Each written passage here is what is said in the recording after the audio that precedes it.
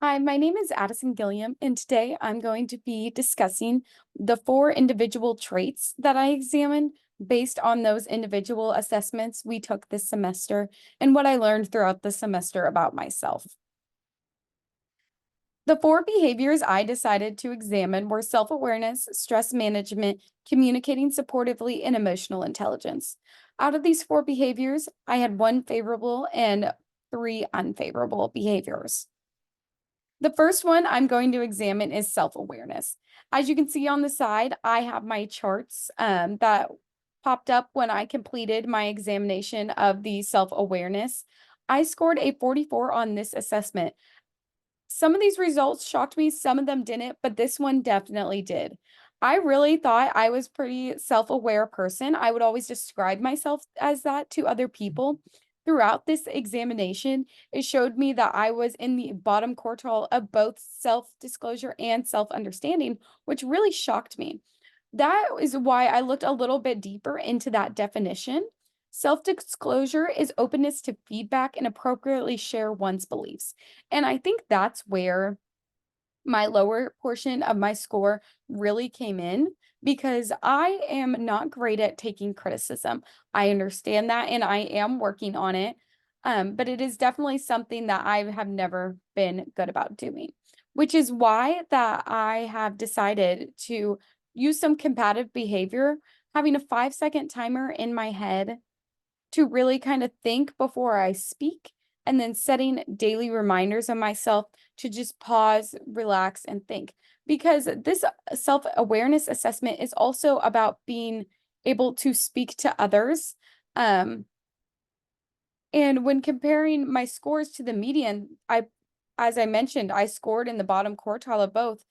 And I looking into these definitions, what stuck out to me most is being open to feedback. And I think where that came in is that, as just discussed earlier, it's really hard for me to be open to feedback. Some of these examples is even work or in a group project.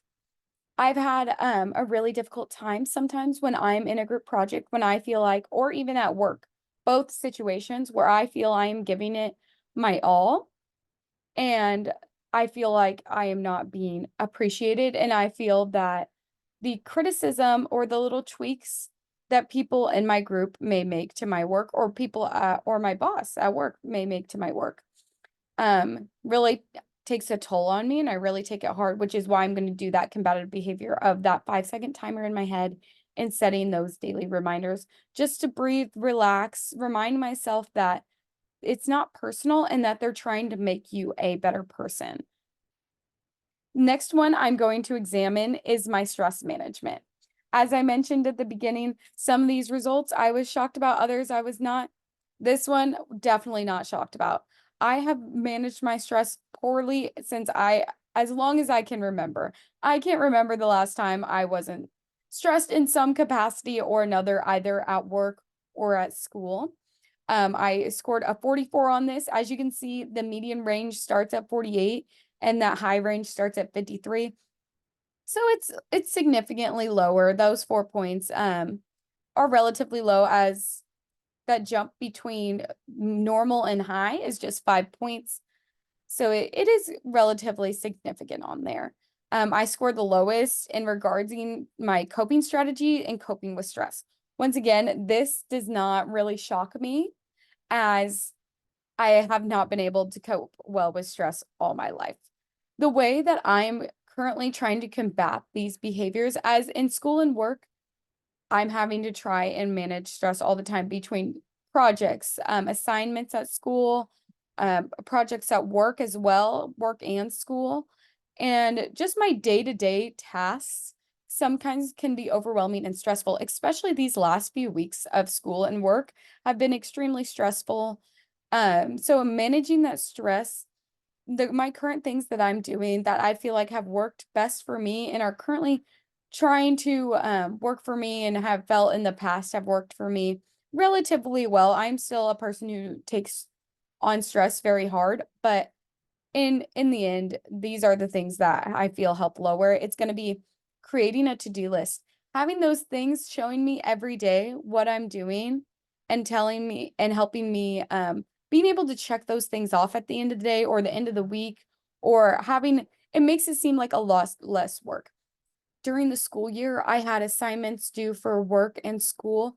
Writing all of those down really stressed me out a lot less because I was able to see them, and it felt like a lot less work when it's just four things on a list rather than knowing that I have a project, an exam, etc., other things. So having those all laid out, I feel like is a great way for me to manage my stress. Exercising, I can definitely tell if I don't work out one day. I understand you need a break from working out all the time, but even just a daily walk really helps my mental health. I feel like that is a big factor in my stress management. And I have noticed in times where I am extremely stressed out, sometimes I don't have time to work out. And that is really a detriment for my mental health, as that really has just changed the game for me. As when I got into middle school, I was stressed out, as stressed out as a middle schooler can be. And when I transitioned to high school and I really got into working out, my stress levels did decrease significantly. I was still stressed out as I had many things to do, but those stress levels did decrease because I had working out and exercising and having just an hour a day to not think about work or school or anything like that. Really just being able to push yourself has really helped me. The third one being speaking with others. I do this on the weekly with my friends. We do this at work. We communicate with each other daily. My friends, we always plan every Thursday. We all get together after class and we really just talk about things that are bothering us, just speak to each other, being able to communicate without having to worry about what others are going to judge or say around us is really a great thing that's helped my mental health. It's also helped me with my time management, as I know I need to get my work done before that night so I can enjoy that time with my friends. I feel like this has been implemented well in my life so far this year, this past semester. It's been a lot of work, but I feel implementing these stress management factors has really helped. And while I may never be in that high ability to manage stress level, I feel that it is something that I'm definitely working on, and I feel like I'm definitely improving and hopefully can improve over time. The next one I'm going to speak on is communicating supportively. I scored 65% on the 65 percentile on my overall emotional intelligence. This was, and then which was my higher score, my favorable score. And then I scored in the bottom quartile of both self-disclosure and self-understanding. This is where I really looked a little deeper into, as I wanted to understand, because I felt I was a very supportive communicator, as a lot of my friends come to me with their struggles and what they need for help. But as you can see on the screen, and has this exam kind of exposed to me, is I might not be communicating as supportively as I would like to think. As you can see, normal ability to coach and counsel others. That's maybe where I'm thinking communicating supportively. That's the majority of it, but in reality, it's just one portion of communicating supportively. I had a low effective negative feedback in communicating and supporting ability. These things, being able to communicate efficiently or supportively is very, very important in the workplace and in school. You communicate at work. I communicate with people every single day. I communicate with all walks of life, and I have to be able to communicate with people who may not speak as well of English, or people who may not understand a topic as well, or people who are above and below me. It is all sorts of factors that I'm having to contribute to, as well as my job at Sporting Kansas City. I'm having to, as I have more of a management position there, I'm having to communicate with them every single day, every time I work there, and really just explain to them the tasks and really try to support them throughout their role. And in school, being able to communicate with each other in projects is very vital and very important. Um, I feel the reason that maybe I don't score as high on this is that I can be a little blunt. Um, I think that something I've definitely tried to trail back on, as I don't take criticism well, but I end up handing it out a lot of the time, which is why I need to step back and look at myself as in a position of management when I'm in that management role to really truly understand those who are doing the work. as having that management role, sometimes I feel I'm communicating something effectively, supportively, and I feel I'm understanding what they're going through, but in reality, I'm really not. So the way to improve my skills for that is going to be stepping in to help when needed. If I'm in a management role, I'm going to step in and do the work, whether it's below my pay grade or not. I need to step in and help others when they're feeling overwhelmed when I'm not in a management position. And that goes for group projects as well.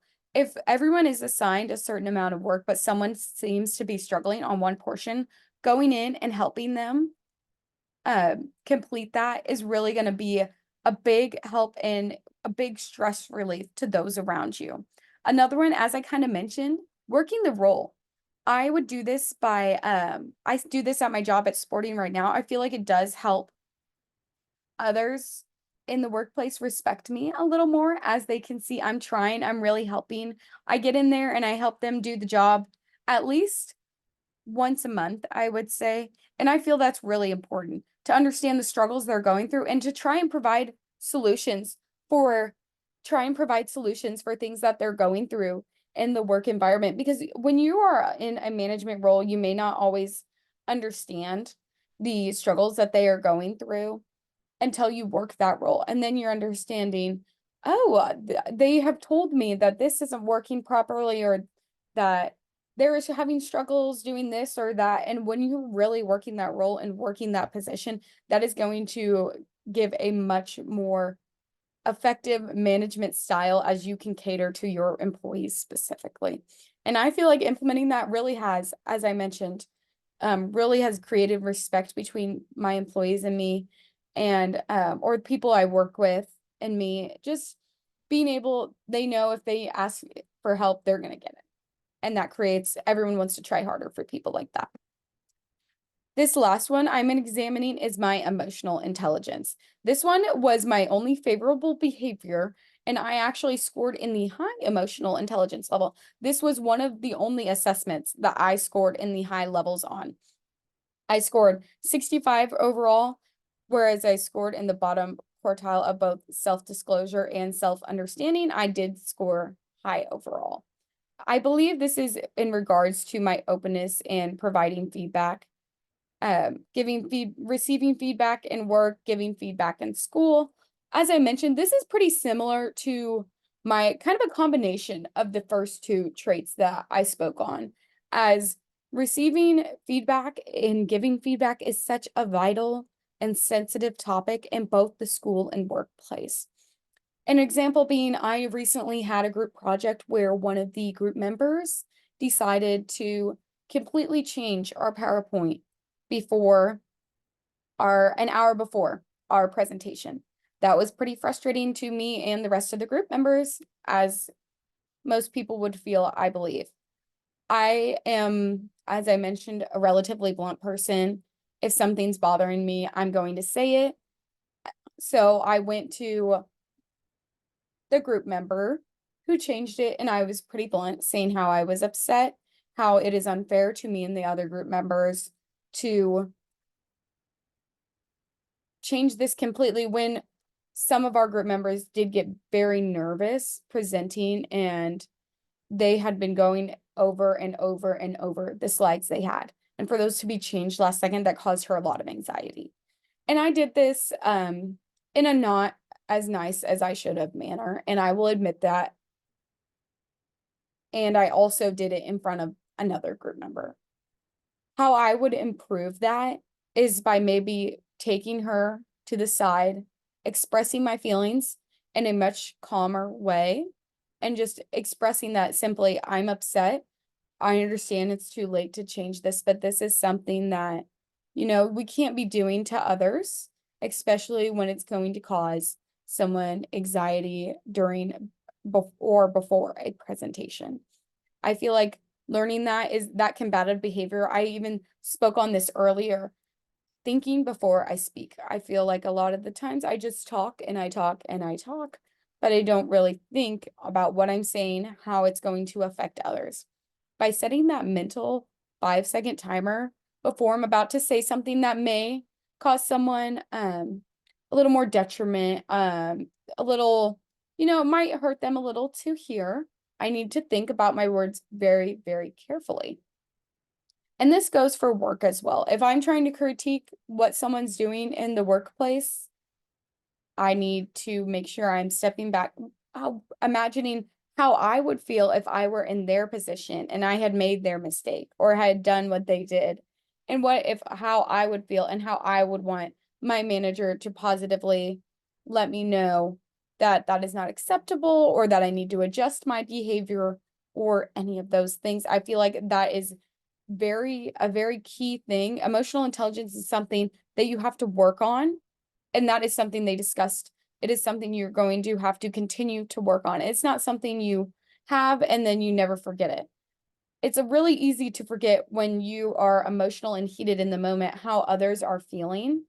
And I feel like that's something a lot more people need to understand, especially now when a lot of people are struggling with their mental health. Something like yelling at your coworker or yelling at your classmate could really just set them off and put them in a bad place. So I'm going to use this combative behavior, and I've been trying it the past couple weeks of just really pausing, thinking before I speak, thinking before I say something, which is something you learn so young and you think is so simple until you become an adult. And then you understand, when I'm stressed, when I'm worried, thinking before I speak is a little harder than, they say it is.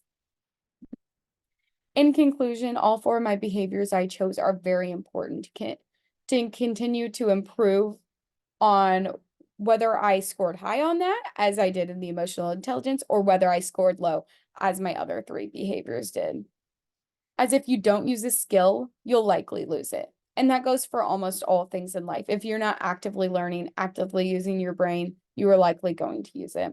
I plan to continue to improve and harbor these skills through my methods that I presented. And I hope to be able to harbor on those positives and really work on those negative behaviors that I have, both in the workplace and in my last semester of school as I'm almost done. I can hope that these will improve my work-life balance and being able to communicate in my happiness at work and in school. Thank you.